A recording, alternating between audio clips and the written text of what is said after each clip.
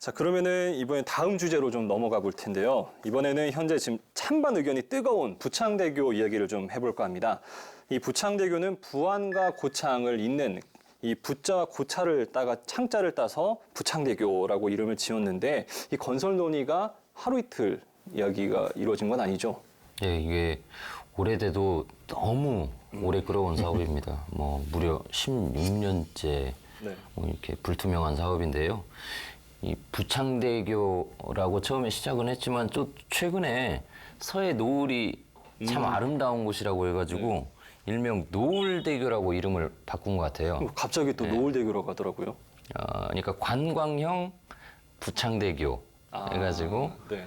노을대교라고 바꾸는 분위기인데 이게 부안 변산에서부터 고창 해리면을 연결하는 교량이고 한 7.5km 정도 됩니다.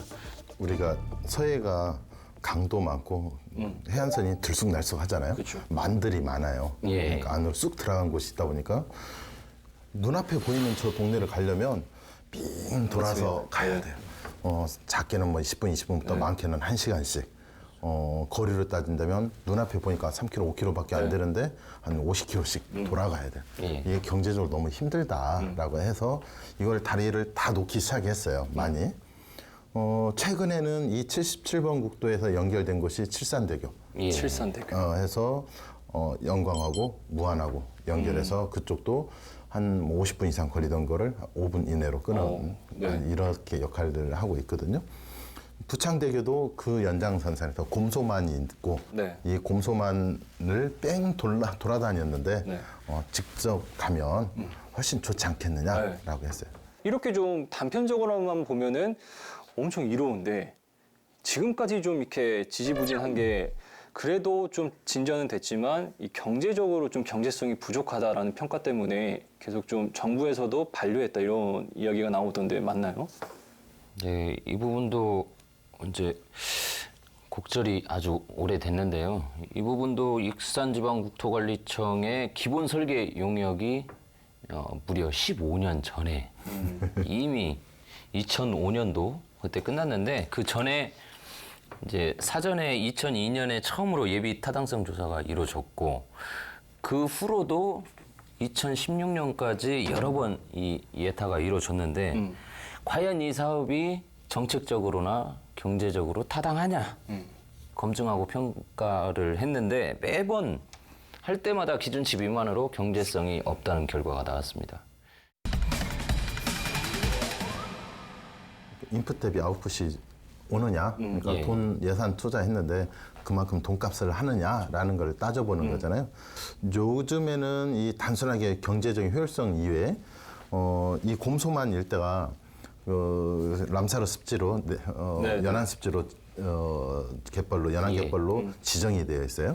근데 다리를 놓으려면 교각도 세우고 하다 보면 물길도 바뀔 텐데 바다 환경이 바뀔 텐데 그러면 이 보존 습지가 무너지는 거 아니냐라는 얘기도 있고 또 하나 제 생각에도 좀 그런 쪽 이해는 되는데 곰소항을 중심으로 해서 예전에 그 내만 쪽에 있었던 만 안쪽에 있었던 상권들 있잖아요. 거기가 그 사람들 입장에서는 무조건 들려야 하는데 그냥 지나가는 공간이 되잖아요. 그렇죠. 그러니까 그 사람들 입장에서는 그렇게 썩 반가운 얘기만은 아닌 것 같아요.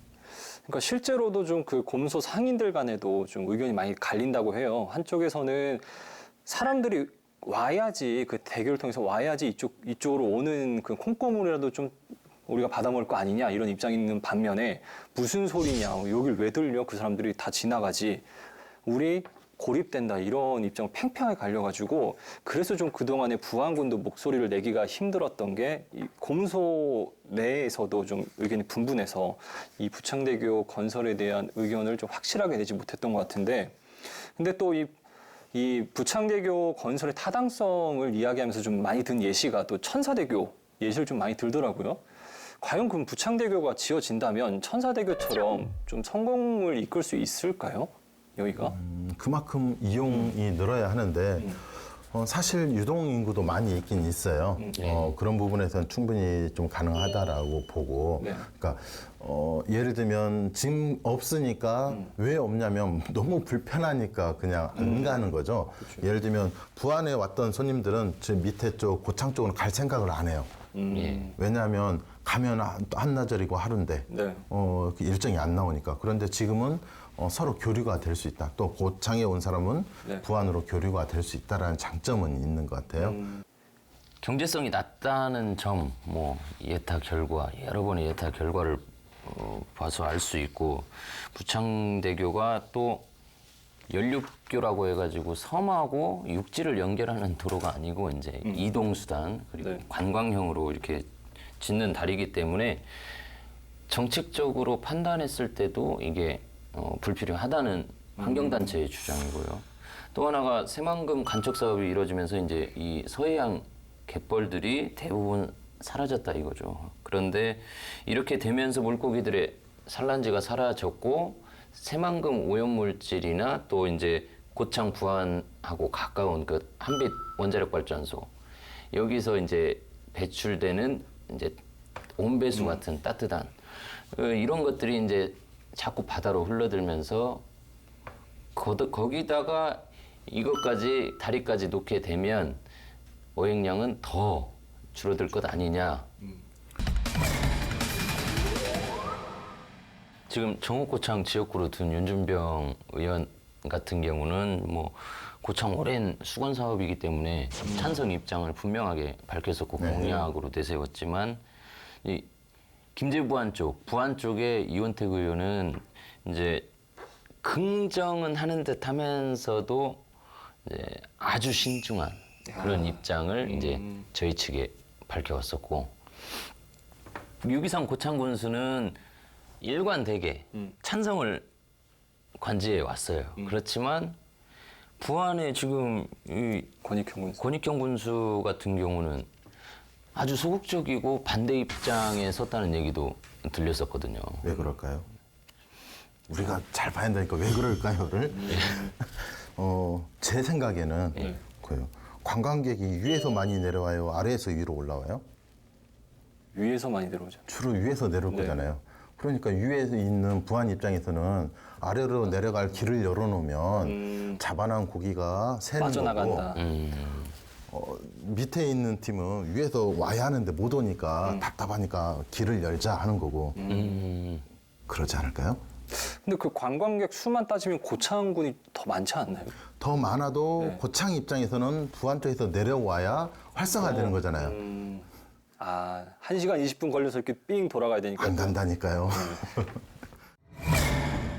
이쯤에서 좀 제가 이 시민들의 이 부창대교 건설에 대한 댓글들을 좀 가져와 봤는데 그 찬성과 반대에 대해서 좀 하나씩 좀 말씀드리겠습니다.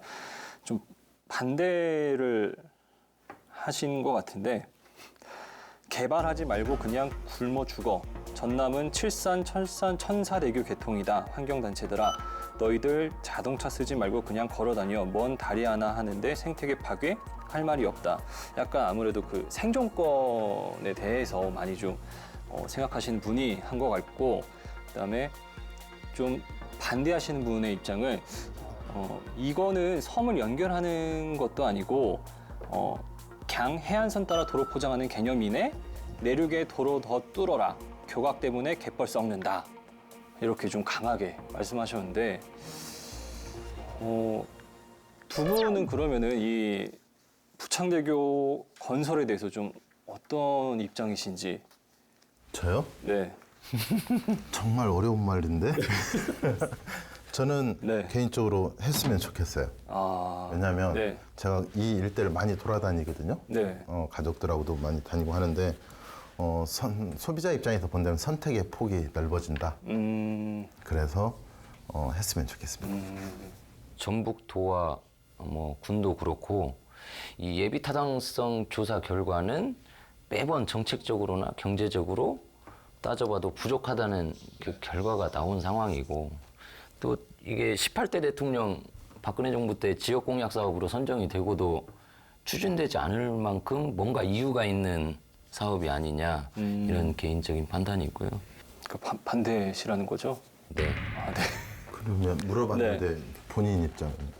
저는 아무래도 좀 개발이 이루어져야 하는 지역 중에 하나가 좀 부안, 고창 쪽이라고 생각을 하기 때문에 일단은 환경적인 부분 같은 경우에는 뭐 새만금도 지금 계속 문제가 되고 있지만 앞으로 해결해야 될 과제고 그거는 차치하고라도 거기서 사시는 분들의 생존권이 좀 더 중요하다. 그렇기 때문에 이 다리 건설을 통해서 좀 많은 분들이 유입할 수 있는 하나의 원동력이 되지 않을까 이런 생각을 개인적으로는 조금 조심스럽게 하고 있습니다.